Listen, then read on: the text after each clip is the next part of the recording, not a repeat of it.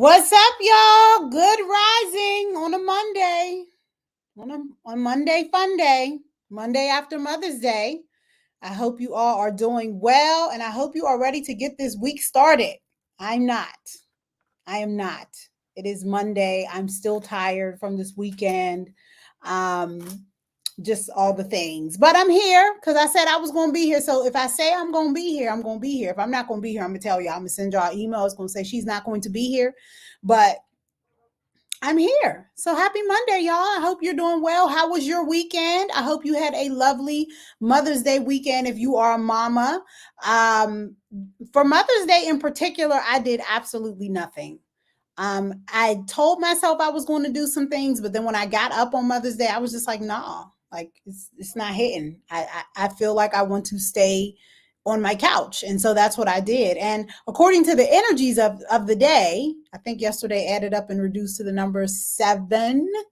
It was a good day to relax. So that's what I did. I relaxed on Mother's Day. I went to go see the planet of the kingdom of the planet, the the planet of the kingdom, the apes. I went to go see the apes because I love that series. Um, they need a new name. They need a new name for it because it's mad hella confusing. But went to go see that, and I'm going to reflect on that a little bit later. But my Mother's Day was rather lame. To be honest, it was rather boring. But that's what I wanted. Like when I got up, I just was not feeling the feels, and I was like, I just don't feel like it. I was supposed to go on a boat ride, but I was just like, I don't feel like it. Like I was not feeling it. And you know when you have that energy where you're just like, I'm not feeling it, and you don't want to bring the I'm not feeling it energy around other people because then it's just kind of like I don't want you to not feel it. Like I want you to enjoy yourself. So I'm going to keep my not feeling it energy inside of my house. And so that's what I did. I kept it inside of my house. But the rest of my weekend was actually pretty fun. I had a great time this weekend. I kicked off the weekend. I forgot to send myself the pictures, but I'll show them to y'all. I kicked off the weekend going to Ola Jackson's Onyx Women Leadership Awards. Brown Mamas was a sponsor for the event, and we've been working with Ola the last few years. We give away awards. So we create an award for a mom from the Brown Mamas community, and we give away the award, you know, at the award ceremony. And so that was really exciting. I got to give an award to my good girlfriend, Keisha Gomez. Y'all know Keisha. If you live in Pittsburgh, y'all know Keisha. She does the work. Keisha love the kids. She love the kids. And so we were able to give her a community creator award because she is absolutely positively creating community over here on the West End for the children, for the families, for everybody. And, just really appreciate everything that Keisha has done for our communities and for our families. And in addition to that, we are good, our families are good friends. I love Keisha because during the time when I was actually homeschooling my son, my oldest son, and him being homeschooled at the time, he was in the 6th and 7th grade, and there wasn't a whole bunch of older kids getting homeschooled, and so we needed something to do with him so he could be around other older kids. And we put him in Hope for Tomorrow's after school program with Keisha, and he was able to go there and make friends and all of that jazz. And I remember at the end of the program, he ended up writing us a note, and it was like, Mom and Dad, thank you so much for making me go to this program, because had I not, I would not have met my friends and da da da da da, whatever. And of course, I give Keisha full credit for that, for creating an environment where my kid felt safe and he felt like he could get what he needed at the time. So just really happy to have been able to give her that award. And again, Keisha is one of my good girlfriends, and she's probably one of my favorite people, if not my favorite person to hang out with in the city of Pittsburgh, because every time we go out, we have so much fun. And so that was just really exciting. So let me show y'all. Let me see. I want to show y'all a picture of her, of us at the award ceremony, because I gotta listen. I'm a I do have something I can show y'all. Let me see if I can find it.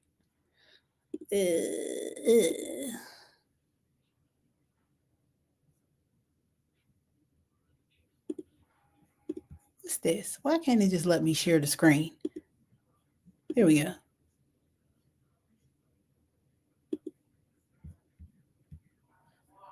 Nope, it ain't gonna let me do it. So that's that. Well, no, let me see. It might let me do it right here.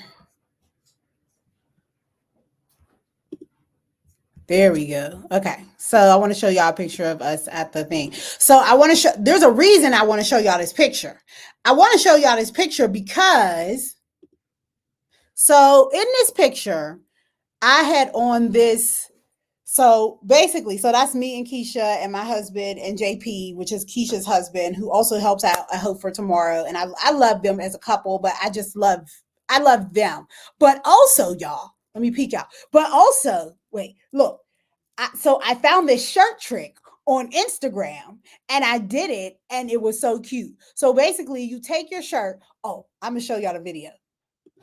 I'm gonna show y'all the video on Instagram. So my girl, one of my blogger buddies, had posted this, like how to basically make a white shirt really, really cute, like a button-down shirt, like how to make it really, really cute. And so I seen it and I was like, oh, I'm definitely doing that. So I did it. So let me show y'all. Oh, this is gonna be so cute. And I'm gonna see all y'all doing it and I'm gonna be so excited. I'm not the person that's like, oh, I gotta be the only one who can wear it. That's stupid. If it's cute, you should want other people to look cute too. So okay, that's the end result. And I showed y'all my end result was just like that, but she's going to show you how she did it. So basically, you take the collar of the shirt, you button the collar of the shirt all the way, you flip the collar and you button it, and then you take two buttons and you put it behind your neck. And look how cute it is. I absolutely loved it. And I was like, oh, I'm doing that when I go to Ola's event on Friday. And so I did. So wait, she's going to show y'all the end result. Now, I will say her shirt was a little bit more, like the material was lighter. So hers turned out a little bit different from mine's. But I just thought it was really cute. And I was like, I wanted to try it. And so I did. So let me show y'all my picture again. Again, I'm going to show y'all my picture. So this is how it turned out on me. So, but I thought it was really cute and I was able to match, you know what I'm saying? She did it. So I loved it. I loved it. Hopefully you like it. Try it. Visit my girl Bernetta Style on Instagram and you can try the look too. But yeah, I absolutely love that. So, yes, I was sharp. Yes, I was. Yes. Thank you, Tamara. I was definitely sharp. So, that was that on Friday. And then afterwards, we went to Spirit Lounge and went to the Union Party and had an absolute great time with Keisha's daughter that was dressed like Little Kim and didn't even know she was dressed like Little Kim. Because these girls nowadays, they're bringing back all of these outfits and they don't even realize that it's like from a bygone era. And so she looked so cute, not revealing at all. She had on, remember Little Kim in the Little C's video? You know, you see me in the video. And she had on an outfit like that. Like she had on the fur coat with the silver pants and the pink wig. And we was like, you look just like Little Kim. She didn't know none of the Little Kim songs that was coming on, but we had a really good time. So that was exciting. And on Saturday was the Dollar Bank workshop. So I stopped down there, made sure there was some brown mamas down there. There was a ton of brown mamas down there, the home ownership workshop, and that was great. I had a really good time. So on Friday and Saturday, I had a great time. Sunday was a lame Mother's Day for me, and I was happy to make it that way because I was tired. But on Friday and Saturday, I had a really great time. And I was outside. Sis was outside. People was coming up to me like, we didn't even know you went out. I'm like, y'all don't know me. First of all, y'all do not know me. I love to dance. I love to go out and have a good time. I work a lot, so I be busy. And a lot of times when I go out, I just don't be in Pittsburgh. so so just FYI, but I had a really good time. The DJ, of course, it was the Union, so it was, listen, my husband was like, this was so unfair because every song was a banger. Every song just made you want to dance. You couldn't even sit down. And thank God, y'all know I be working out every day, so I didn't even need to sit down. Look, I don't have Meg knees, but these knees was doing what they supposed to be. They was dipping and doing it, even with heels. So, but I had a really good time this weekend. And yeah, that was that. And so actually, when I was scrolling on Sunday, I was scrolling the World Wide Web on Instagram, and I found a really interesting video that I want to play for y'all. So I'm gonna play this video for y'all, and I want to hear your thoughts. I actually have two videos I want to play, and I want us to talk about it. And it was really interesting because I was listening to this, of course, on Mother's Day, and I was like, very relevant. This is a very interesting perspective that I think maybe people have not considered. So I'm going to share my screen again and we're going to watch this video. And this can be a very touchy subject as we're not offending anybody. We're just having a conversation. So let's every night or every other night because it's their presence. The presence is, I'm a restart it so we can watch it from the beginning. she's like, well, I'm working hard and I'm trying to provide and I'm trying to do this and I'm trying to do that. She's almost as worse as the parent that go to the club every night or every other night because it's their presence. The presence is necessary. Mama, you gonna go to my game today? No, I gotta go to work. Mama, you gonna come talk to my teacher? No, I gotta go to work. So where you thinking you're providing, and which you probably are, I'm sure, it's still the presence is not there, and that kid's feeling a disconnect, just like the one that his mama at the club every night. You know, a parent that she's like, well, I'm working hard. Mm. So what do y'all think about that? Because I feel like it's a really like Moms of Color. So shout out to Moms of Color on Instagram for bringing that video to our light, for capturing that woman's story. And I feel like it's a really touchy subject. Black women and working. Context matters. Absolutely. Absolutely. I think that I didn't watch, and I will say Living Intentional, I did not watch the whole video because the whole video was not there and I could not find it. But I do not agree with what she's saying at all. So thank you for sharing that. I think that, and I can give this perspective as the child of a single working mother. I think that this is a double-edged sword because if you are a single mom, you have to work. Like there really is no choice. And oftentimes you have to work in order to not just put the food on the table, but in order to pay for the sports and the activities, in order to make sure that the child has the money for you remember when they used to pass out the little reading things and you wouldn't butt the books.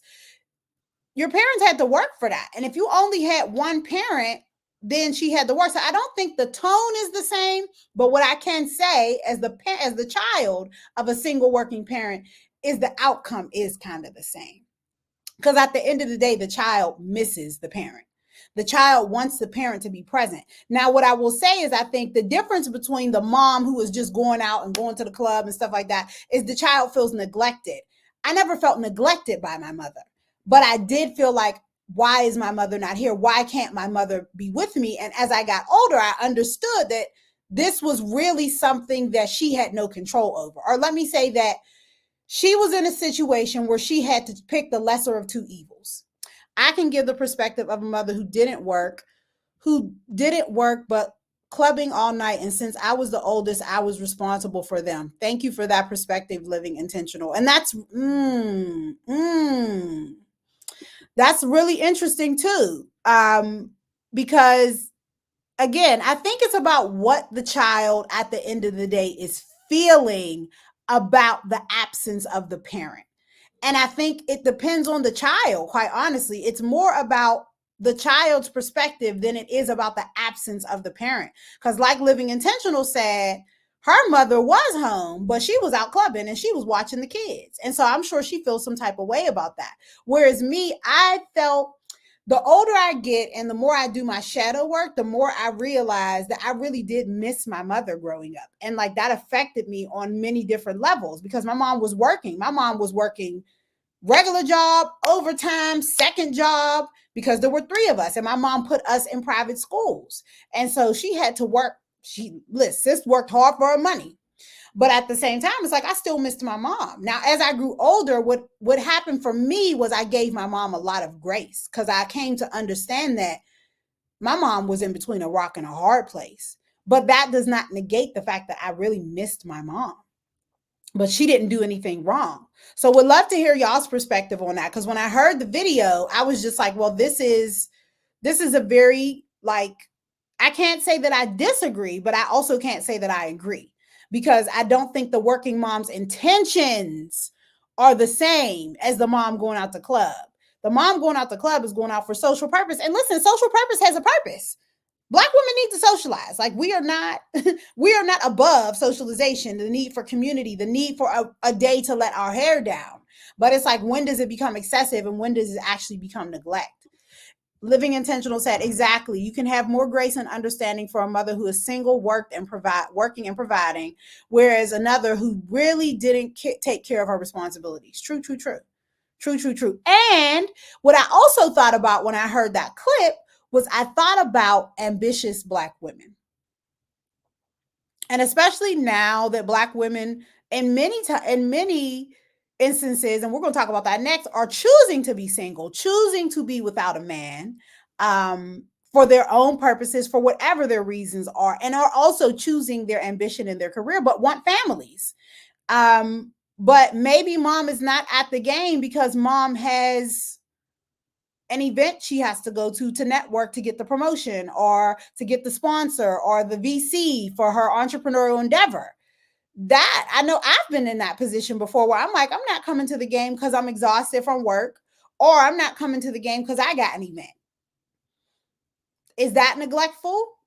Are there going to be instances where is the child going to be understanding of the fact that mom is not there because mom has her own, ambitions for her life and for her career? So I think for women, it's a double-edged sword, because the crazy thing is we don't ask men these questions. Men don't get asked these questions. If a man is not there, it's assumed that he's providing for his children. It's assumed that he has something that's really important that's taking up that space. Men do not get asked these questions. Nobody says a husband works too much. So I feel like that's the kind of underbelly of that statement of what the sister was saying that kind of goes un it's something we don't really explore, is why are men allowed to be absentee and women are not. And one perspective that I do understand is that the younger your children are, the more they need their mom. That's just the bottom line. Like, the mom is the nurturer. Not to say that men can't be nurturing, because I've seen single dads take care of their babies very well. My husband was very good with our sons when they were little babies, but they wanted their mama. Like, that's just was what it was. They wanted their mama. They wanted to lay up on me. They wanted to be with me. So I can't imagine having not been able to be there. Let me see. Of course, my husband's chiming in. Men may not get those questions, but our absence is felt nonetheless. Absolutely. Absolutely. I think the questions are not there. And oftentimes that's why people don't. I feel like the presence is, when men are not present, it is absolutely felt. But I don't feel like as a society we've gotten to a point where we question the issues that come up with absentee fathers as much as we question the issues that come up with moms and the nuances of being a single mother. So I think that Living Intentional said it's consistency and support that matters. It's no reason a parent should miss an entire season of their child's activities. Agreed. Agreed. Agreed. There's no reason. You should be able to make it to at least one or two games. But perspective is everything. I feel like perspective is everything. And depending on the maturity of the parent, depending on the age of the parent, depending on how the parent experienced their parents, a lot of times parents are acting out old patterns on their children and they don't even know, because they haven't taken the time to do the shadow work with themselves to really understand how their parents' actions affected them. And so it's a really good conversation to have. I encourage you that if you are a parent who is a working parent, who is a consistently working parent, one of the things you can do, because what I'm learning as a parent is transparency is so important. You have to be able to say the things to your kids. This whole thing where we keep children in a child's place, quote unquote, I think that has a lot to do with, for Black folks in particular, why our children oftentimes go out into the world unprepared, because their parents are not transparent with them about what's happening. And I don't think you need to get to the nitty gritty and tell your kids all your business. There's some things that are not, the children don't have the context to understand. However, I think it's important that we make sure that children at least understand the why behind something that's happening. So why is mom absent? Why is dad absent? Why is mom working overtime? Why are these things happening? So really taking out the time to have those conversations with your kids and not be afraid that they're not going to be able to have the understand, because the bottom line is you're giving them context for life when you are talking to them about the real life issues that are affecting your life on a day-to-day basis. And so I would say have conversations as often as you possibly can with your children, especially if you notice certain trends in your household, like I'm not able to make it to this place, or my son's doing this thing and there's nobody there to be present with him, or my daughter's doing this thing and there's nobody there to be present with them. And then that also goes into just like expanding your village. You can't be everything to your child, whether you're a single parent or even a dual parent household. You still, both of you cannot be everything to your child. You need a village. You need people who can come behind and show up when you can't show up, who can have conversations with your kids to give them increased perspective and context about life that you trust. And so it's really about making sure that the child feels supported and feels loved and feels like they have somebody they can go to, more than it's about like, is the parent consistently always there? Because that's just not realistic either. Let's see. Age is relevant. I do think for boys, dads or male role models need to step in more. Agreed. Absolutely. Moms who are single need to seek that out for boys. Actually, I think the exact opposite.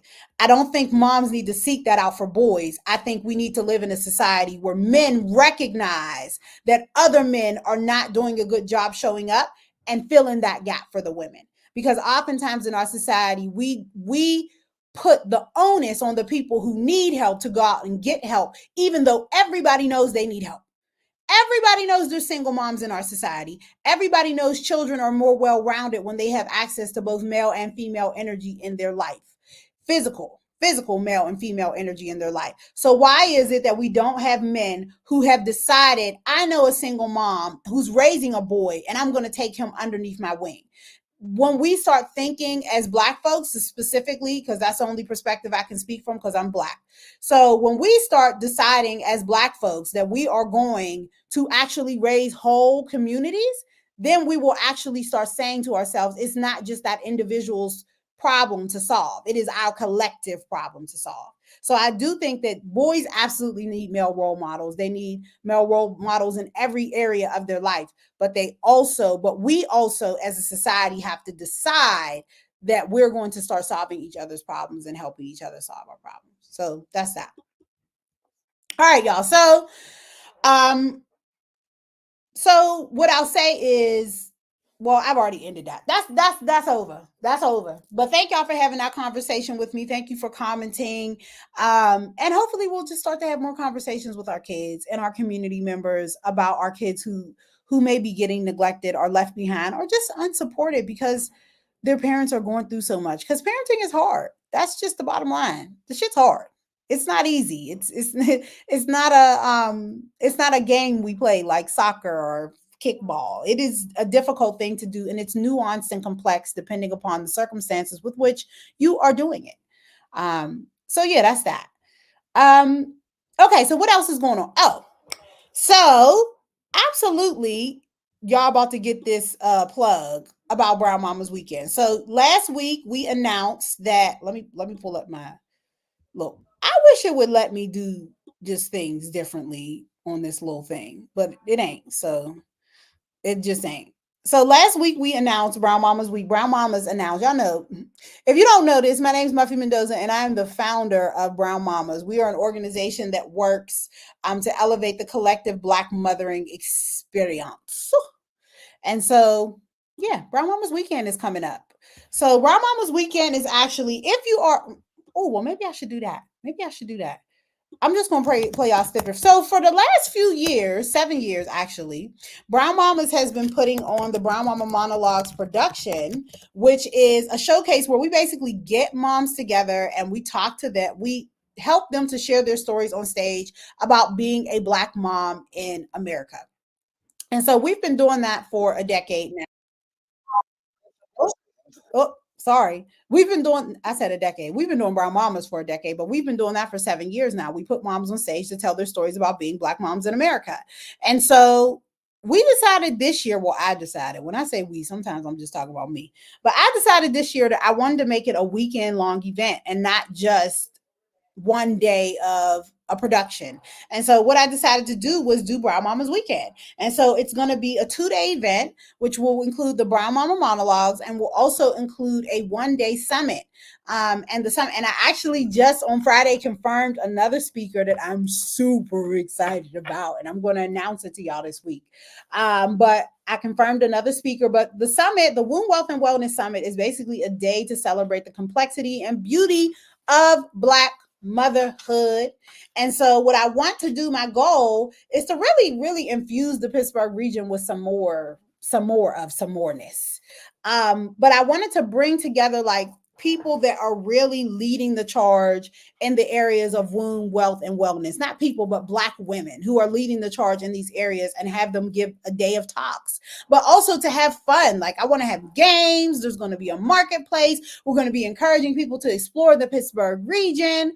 And so I just want to have a weekend of events that is specifically focused on Black motherhood, not just Black womanhood, but Black motherhood, because y'all know I feel very strongly about Black motherhood being, it's just a different can of worms. It's one thing when you walking around out here as a Black woman single. That has its own challenges. Just being a Black woman, period, it's challenging. But when you add kids up into that thing,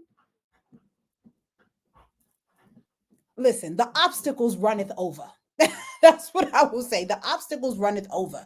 And I think Black mothers deserve a weekend to celebrate, to have fun, but also we deserve to understand and have deeper understanding of our own experiences. We want to hear from the lived experiences of Black women. We want to hear from the women who are actually doing this thing in a way that is successful and that is Black girl magic and that is beautiful. And I want a weekend to get us empowered about being Black mothers, because every time we turn on the TV, we hear something daunting about being a Black mother, whether we're hearing about the violence that's happening in our communities, not being able to find men, not bad schools, all this stuff. And I'm like, we need a weekend that really focuses on what is actually right about being a Black woman. I have 3 sons. I have 3 Black sons living intentional.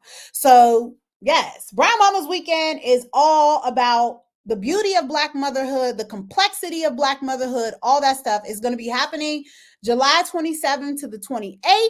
I'm right here in Pittsburgh, Pennsylvania.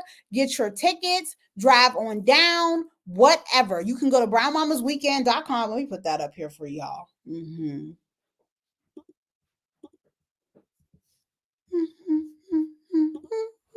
Okay, so I'm gonna put it up here for y'all. But yeah, so I wanted to create a weekend that is just for us, that is just for Black moms, and it's just about celebrating Black mothers and understanding Black mothers, and really about talking about Black motherhood from the Black mother's perspective, not from CNN's perspective or your local news perspective or the latest um, research study that says something horrible about what Black mothers are experiencing in America, but from our perspective, and really just making a space for that.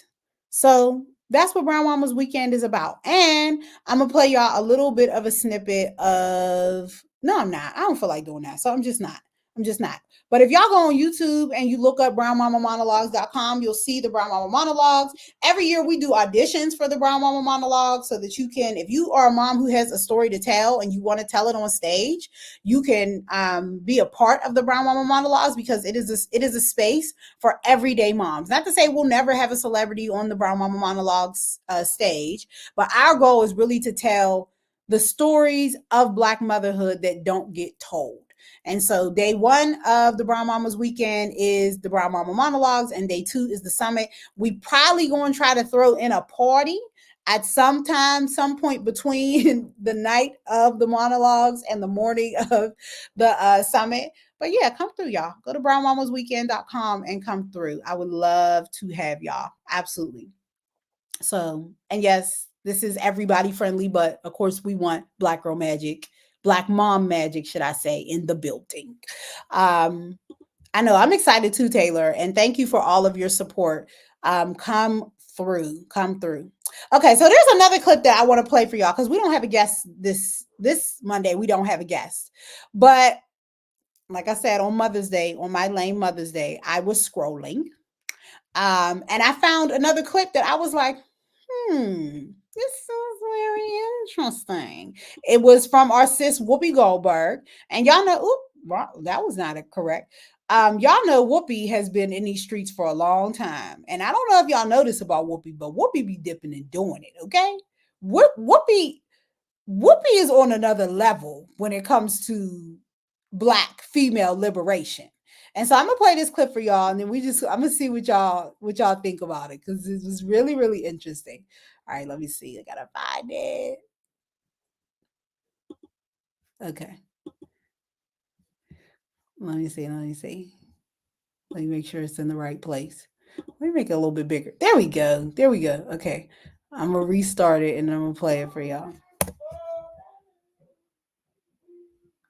People in your house? I don't like living alone. I don't mind people in my house. The truth of the matter is, I am fundamentally a selfish person. And I've found that because I have a wonderful kid and, and a son-in-law and 3 grandkids and 1 great-grand, that I don't have time for a whole lot of other people coming into my into my life, because that's my kid and there's the family, and so hit and runs are great. I don't mind those, but you can't spend the night. Hit and run. Mm-hmm. They still happen. Yeah. Oh yeah. And you have to give yourself permission because you have this whole line of words that are stacked up in your head about what you are if you say a hit and run is where you want to be and you don't want to be married. Oh, am I a whore? Am I this? Am I a terrible person because I don't want to? And I never really thought about it. I just thought, well, I must be doing it wrong because other people seem to be able to have figured it out. And what I didn't realize was that I had figured it out. I just was surprised by the fact that I didn't really want it, but I like to hit and run. Yeah. And my mother said, well, maybe you should just throw a party from now on, not get married anymore. It is what it is. Not for everybody. No. Yeah. No. It's and you not have for to, everybody. it requires a lot. Yeah. You have to really, it is really a give and take. And I'm in my life at this point, I don't really want that. Yeah. I want to, see you when I see you and then you go. But you don't like people in your house. Mm. Mm. It was really interesting. I listened to it, and first of all, I kind of knew because I used to watch The View back in the day, and so I've heard Whoopi say before that she's not here for the full relationship thing. She really wants just she wants to have not she doesn't want to have her cake and eat it too because she said before that she was not interested in marriage, that she really just wanted to be with somebody when she wants to be with them, and when she doesn't want to be with them. I found it to be very interesting that, and then also Whoopi is a woman of a certain age. So being a woman of a certain age, Whoopi is well over 6. I want to say she's over 60. Let me look it up and see how old is Whoopi Goldberg.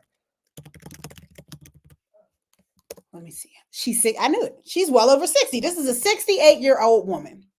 This is a 68-year-old woman who is also a mother, who is also a grandmother, as she mentioned. And she basically said, I'm no longer interested in a long-term commitment. She got her own money. She has her own, she's built her family. She's done building her family. So what do y'all think? Do y'all think that after a certain age, as a woman, if you've already been in a long-term relationship before, if you've already built your family, and after 60, I'm sorry, ain't no, listen, I don't know where babies are coming from, but they're not coming from it hereth. And you've got your own money, Whoopi's able to travel and do what she wants. Is it okay for you to just be like, listen, I just want an occasional partner. I don't want a full-time relationship to be in, and I'm not interested in you know, being here, having you here for the long haul. Unless it's on some old we'll see each other when we see each other type thing. What do y'all think about that? Do y'all think that that is an acceptable way of being? Um, I know for me as a married woman, I'm not sure that that could be a lifestyle for me. But what I will say is, as a woman in her early 40s, I understand it. Like, I understand if your long term relationship has ended, because, like she said at one point in the video, marriage is a lot. And it is a lot. It's a lot of responsibility. You're taking on, whether you are the male or the female in the relationship, or whatever your role is in the relationship, you are taking on the responsibility of that other person. So the question is, after you've already had a long term relationship, let's say you're widowed, are you going to go out and build that with another person in your middle age? Not I. She's not interested. If anything happens with my husband, I'm good. I will see you when I see you, because the amount of time and effort and love and perseverance you put into a marriage, if you're doing it correctly, it's a huge responsibility. And I feel like when you get to a certain point in your midlife, are you really going to? I mean, I would have to love the hell out of you. It would have to be on some old sent by an angel type thing for me to want to do that all over again. Because let's not forget that if you are doing it all over again in middle age, you are still starting from the same place that you started from when you was 35 and you met your significant other. You got to get to know this person. You've got to argue with this person and fight with this person so that y'all can build boundaries and set up stabilities in the relationship. Then you've got to get to the point in the relationship where you trust each other. Are you really fitting to do that after 50? All over again. I think it just takes very special people. I could see being with somebody if I've been with you all these years, then I could see it after 60. Then we're just, because at that point, I've been married my anniversary is coming up. I will have been married for 16 years, been with my husband for 17 years. At this point, it's starting to get easy. We know each other. We understand what makes each other tick. We understand what to do and what not to do. We don't argue anymore. But I got to start at 55 with a brand new person? Lies. I'm going to do what Whoopi is doing. I'm going to see you when I see you. We can go on an occasional date. And that's it. And the only way I could see something like that happening is if you've been single this whole time. So you've been single all the way up until 60, and then you're like, you find the love of your life, and then you're willing. Then that's a different story. But like Whoopi said, I've already done that. I've done it several times. It did not work. She'd already been married several times. It did not work. And now she's like, I cannot. I'm not going to even keep kind of trying to joke myself into thinking that I'm going to engage this deeply in a relationship with someone after this age. And so I just thought it was really interesting because I feel like you don't get to hear that perspective from women enough. So if you have time, she was on the Dawn Lemon show. Whoopi Goldberg was on the Dawn Lemon show, and she talked about being a single woman of a certain age and not wanting to interrupt that status quo. And I felt her. I was like, if it was me after that age and I'm single, there's no way in hell I'm about to go start a new relationship with somebody else. It's just not happening. Like, I'm not about to try to engage in a whole love triangle like I'm on the stories again.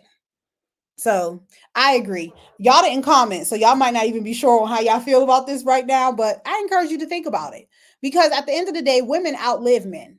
So even if you're in a long-term relationship, it is very likely that your partner is going to be gone before you are gone. So the question is, if you are of a certain age, let's say you're 69, are you just going to be out in these streets, or are you going to be looking for a whole nother husband to probably have to raise? Let me see. Thank you, babe, for commenting. She says she knows herself. She acknowledges that she is fundamentally selfish. She did. She knows who she is and what she wants at her stage of life. And I appreciate that. I love that she started off saying, I know that I am fundamentally selfish. Sis knows herself. She knows herself and she knows what she needs and she knows what she wants. And I, for one, appreciate a woman who knows what they need and knows what they want and is not going around trying to fool other people into saying this is what I want, even though this ain't what I want. Trying to fulfill some type of dream. Because I feel like that happens for women a lot. And actually, y'all know I'm studying astrology right now, and I'm actually studying the Imam Coeli and the midheaven, which basically shows you how you start out in childhood and then how you are ascending to your highest purpose. And one of the things that you learn in astrology is that some people are not as clear about what they're trying to do in adulthood because their childhood was very hazy. They didn't have a good understanding of how things were happening in their childhood. So when they get older, they're not very clear about who they are, what their needs are. And so I respect a person who has done the inner work, because that's a lot of inner work that this woman has done to get to the point where she knows exactly what she needs and is not afraid to say it and is not trying to live out somebody else's fantasy for her life. So I say go watch the interview. Actually, it's on my list of things to do. I put the whole interview because I said I want to hear from this woman, because this woman has clearly done some work for herself. So I love it. But yeah, I thought it was a good interview. Lastly, before we get on out of here, because I don't have an interview today,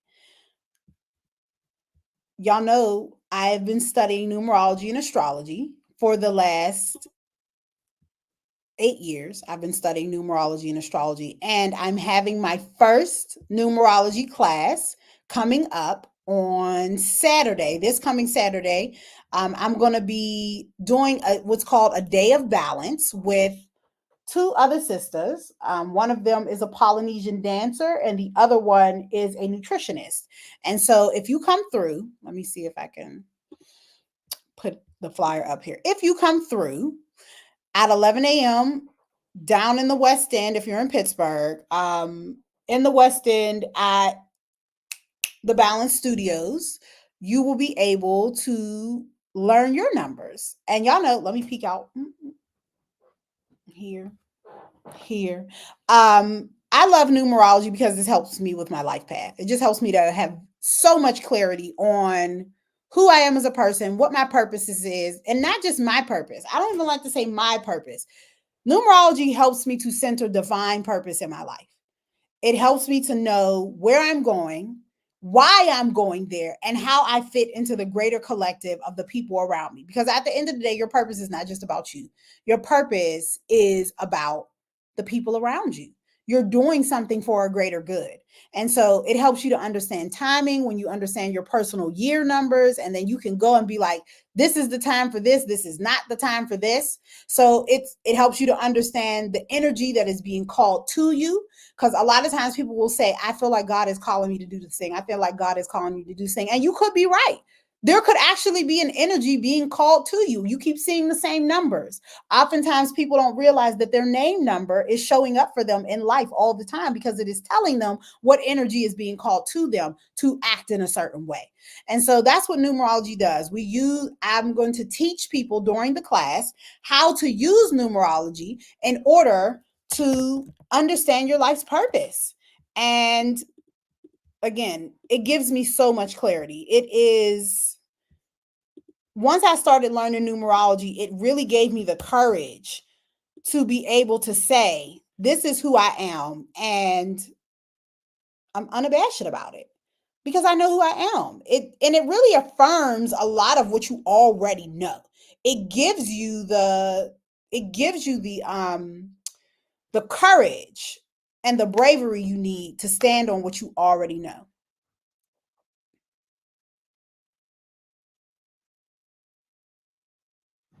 Yeah, true story, Taylor. Thank you for that comment. About Whoopi, Taylor said, yeah, I think about it now with 3 children. I've been with my partner for 11 years, having trust issues. I'm thinking about what my future looks like. I damn sure don't want to start over. Me neither. No, I'm not going to start over. If something happens to me and my husband, I'm single for life. So, well, let me not say that. I don't know what will happen. The universe does what the universe does. Again, back to the numerology thing. Energy is always calling to us. I've not looked that far down to the path of my chart to know. And I don't like to do that. I can do it for people to look into their future. I don't like to do that because then I feel like you start trying to make things not happen, and that's not for you. I always tell people about numerology. It is a tool, it is not God. You cannot pray to the God of the numbers. Well, you can, because God is a God of numbers and accuracy and planets and stars. He created it all. He, she, it, universe created it all. But you can't use the numbers to manipulate God into doing anything. You can use the numbers to inform you of what energy is already present out there, but you can't use it to like be like, I'm gonna calculate this or not, and then I'm gonna make it. It don't work like that. It does not work like that. But if you are in the Pittsburgh region and you want to take a numerology class, come through. Go to www.liveleadsucceed.com/events, sign up for the class, and I will see you on Saturday. All right. So that's what I got for this, y'all, this week. Like I said, well, y'all don't know this, but if you follow me on Facebook, then you know last week I had a little bit of a tragedy happen in my family. My dad has cancer. My dad is actively fighting cancer right now. And on Monday, while we were at chemo, his sister passed away. And so I'm kind of still recovering from that. I did not know my aunt because I did not grow up with my father. And so, you know how you don't expect something to, you know, you don't expect something to hit you hard. Because I was like, well, I don't know her, so I probably won't be sad. But then when I got to the hospital, I was just done with. And I realized that I'm carrying some grief from not having my whole family around when I was a kid. And so I guess I'm still feeling a little bit of the residual effects of that today. And I know that for myself because I'm ready to go in my yard today. And whenever I need to connect, my garden is where I process. It's where I get ideas. It's where I process. It's where I can feel myself the best at. And so I'm hoping to be able to do some of that today. But before that, I want to give y'all a message. And so I'm going into my animal card deck. This is my animal card deck that I love. And I'm going to pull a card and I'm going to read it to y'all. So I'm going to pick this one right here. So today we are embracing the elephant spirit. So it says, learn from the past. So I'm going to read y'all what it says in the book. And the number associated with this card is 25-7. And I think today adds up and reduces to the number 8. So let's see how that 7 energy is interacting with us today. And we're on the number 25. And so I'm going to read y'all what it says. And hopefully this resonates with somebody. This is for somebody. It might be for everybody. Elephant spirit says, learn from the past.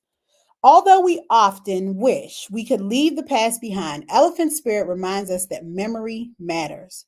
We must respect the wisdom of the elders who hand down to us traditions they have shaped to express our connection to each other and respect for the community. What has come before informs what we are experiencing today, and we must never forget our legacy of strength and dignity. Elephant spirit appears with a message that we are to acknowledge that which came before and learn from it. All of us are memory-based creatures, and we must visit the past to understand where we are and where we are going. The stories of events you experienced, the stories in our collective memory, and the stories of relationships you have had can be told many ways. What story will you tell? Elephant Spirit is here to encourage you to make it one that stirs in your sense of power and dignity, for you have honored yourself by choosing to learn from your past. Spirit rejoices at your willingness to learn and grow. That's that. So, what is in your past that you need to honor? Maybe you're waiting on something. Maybe you're waiting on an apology. Maybe you're waiting on a relationship to form. Maybe you are waiting on something to come to fruition today. And I think, in the spirit of elephant, if you are waiting on something today, if you are waiting to make a move, look into your past. Look into your past relationships. Look into your past interactions and engagements with yourself as a way of bringing forth what was already meant for you before your soul even came into this earth's atmosphere. Because oftentimes we don't know where we're going because we don't know where we came from. And we haven't taken out the time to do the shadow work. We haven't taken out the time to understand our historical narratives. Like, what did the women before you do? What did the men before you do? What gifts have they endowed you with? What energy is your life force trying to bring to fruition from the past? And just honor that this week. Honor your ancestors, honor your family members who have passed, and honor really what the narrative is that you are trying to establish in your life today, that is really an energy that is trying to complete itself in the present time. So, y'all have a great week. I hope it is one of joy. I hope it is one of sunshine. Please, God, let us get lots of sunshine in Pittsburgh this week, because I can't do no more hazy days. And I just hope you have an awesome week. And I will see you next Monday on Mondays with Muffy. Peace.